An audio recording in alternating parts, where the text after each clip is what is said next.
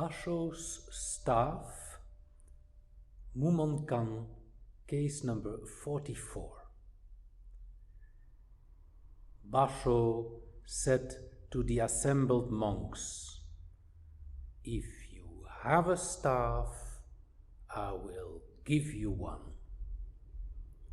If you don't have a staff, I will take it away from you."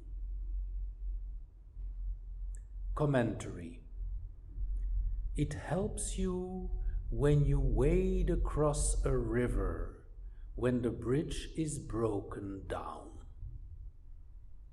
It accompanies you when you return to the village on a moonless night.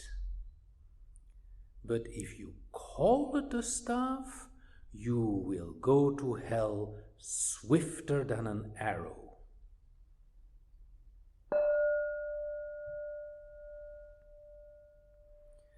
So the main case of this koan is, if you have a staff, I will give you a staff. If you don't have a staff, I will take it away from you. And as with many koans, this is one that one really feels like scratching one's head. What the hell is meant with this? Indeed, if you focus on the word staff, the koan is really hard to comprehend. It's like if you say, if you have food, I will give you more food. And if you don't have any food, I will take it away from you. It doesn't make any sense, right? Or if you have a car, I will give you a car. And if you don't have a car, I will take it away from you. Again, what the hell is meant here? And the same with the staff. I found one example that might get a little closer to being applicable to this, and that is somehow what airlines do. So here I could say, if I fly a lot, the airline will give me even more miles, and so I can fly even more. But if I don't fly, the airline will give me nothing. Here maybe it makes a little sense, but Basho was a Korean from the 10th century, and he went to China. By the way, not to be confused with the 17th century poet from Japan, whose name also was Basho. But anyway, could this Basho of the 10th century who said these lines, could he have future air miles in his mind when saying this koan? No, I don't think so. So in order to go into this koan a little deeper, and what I'm going to provide you, the viewers, is my own interpretation, and definitely many other ones. In my interpretation, the focus should not be on the word staff, but on the words to have or not to have. And as in each koan, what we are dealing with is not food or a car or air miles. What we're dealing with here is enlightenment, consciousness, Buddha nature. In order to elaborate a bit, in meditation often a blissful state arises. Start thinking, for example, about something that makes you, the viewer, very happy.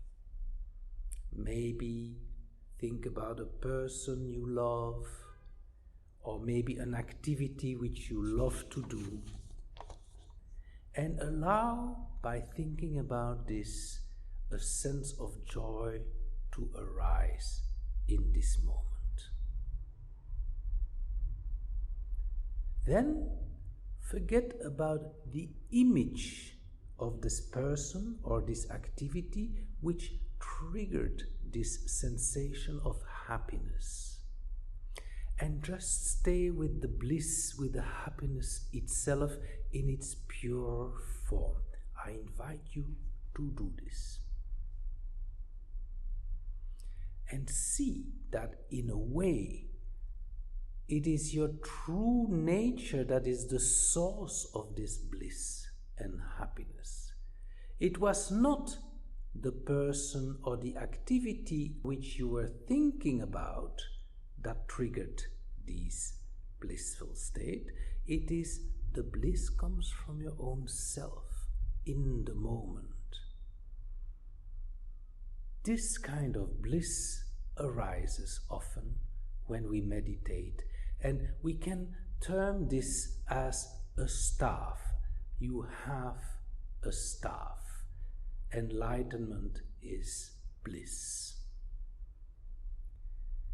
So now if you say you have a staff, you have samadhi, you have enlightenment, then you are mistaken. Because there is then still someone who says, I have a staff, I have bliss. But rather than pointing out your mistake, Basho shows how wrong you are by saying, I will give you a staff. He's thereby reinforcing your error even more. He's reinforcing your error by pretending being bliss and pretending, yes, I have that. I am enlightened. See how I shine. See how godly I am. Till the student realizes by his own self how grotesque this is. So in a sense, Basho, in this case, gives you a staff to make a fool out of you, so that you may grow further, you may practice deeper. Let us now move on to the second part. A more mature student will say, I don't have enlightenment. I don't have consciousness, I don't have Buddha nature or samadhi, just emptiness. But even that student is mistaken, because then there is still someone who says he doesn't have it. Before getting there, let us read a little poem about what not having or emptiness means. The poem is called To Be Like an Empty Boat.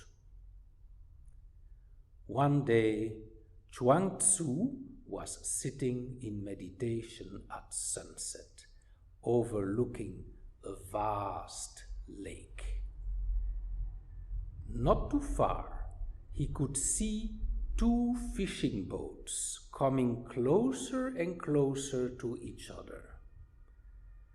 Just in time, one of the men noticed the other boat and shouted, "Hey, you stupid! You fool!" he shouted angrily. So the other man, of course, also got angry and shouted back, "You're also just a silly moron." And so they started a shouting match, and in the end, with a lot of efforts, they were possibly able to avoid a collision.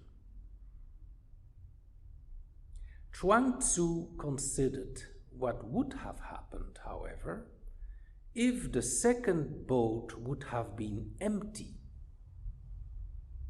Probably the man in the first boat would then have gently put aside his fishing rod, would have given the other boat a small push, after which he would have continued to fish in peace.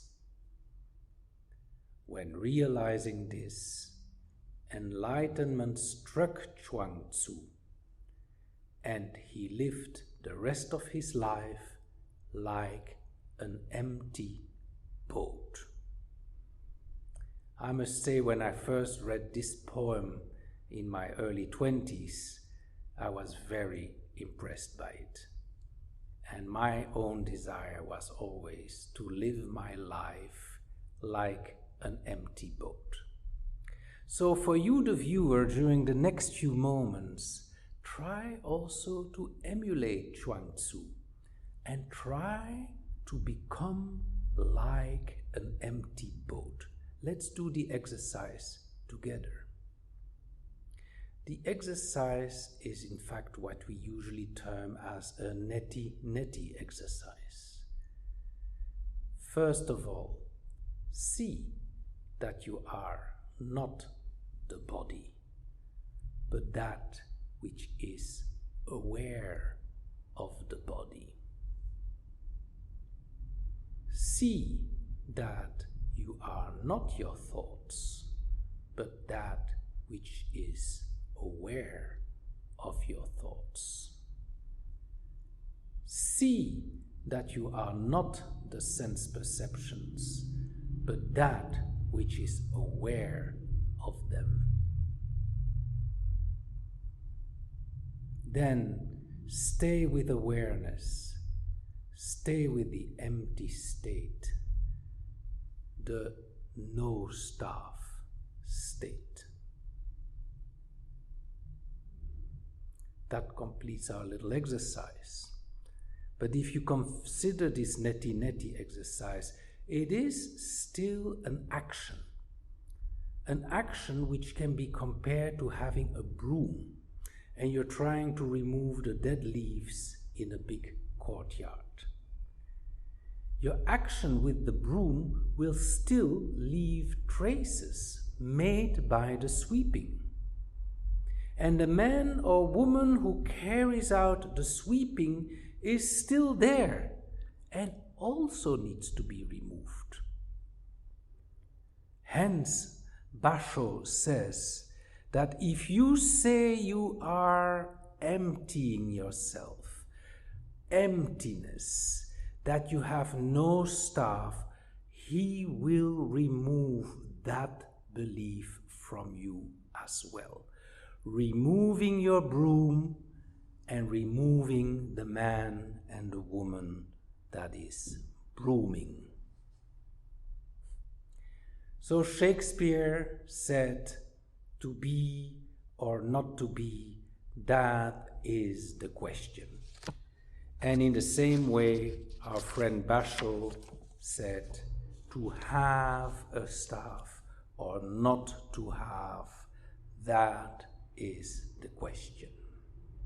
To have a staff, then he will confuse you even more by giving you another one and pretending, yes, I am bliss, I'm enlightened, until you see, that's not it. To have no staff, then he will confuse you again by removing your belief of being emptiness, that you still are someone who has not a staff. We still have the commentary. The commentary of this text says, it helps you when you wade across a river, when the bridge is broken. It accompanies you when you return to the village on a moonless night. But if you call it a staff, you will go to hell swifter than an arrow. Indeed, when the bridge is down, you may think that it's your brain or your thinking mind that helps you cross the river to overcome this obstacle. But my question to you is, where does these clever thoughts come from? Where does it come from, except from awareness? And that is what allows you to get across the river when the bridge is down. Similarly, you may believe that it's your brains or your thoughts that are helping you return to your village on a moonless night. But here again, these clever thoughts come from where? From nothing else, from its source, from awareness.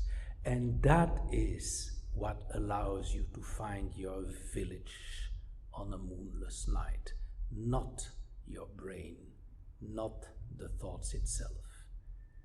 However, naming it awareness, naming it consciousness, naming it Buddha nature is, of course, totally inadequate. And you would go to hell swifter than an arrow if you confuse the notions and it itself. This concludes our meditation for today. I wish you a great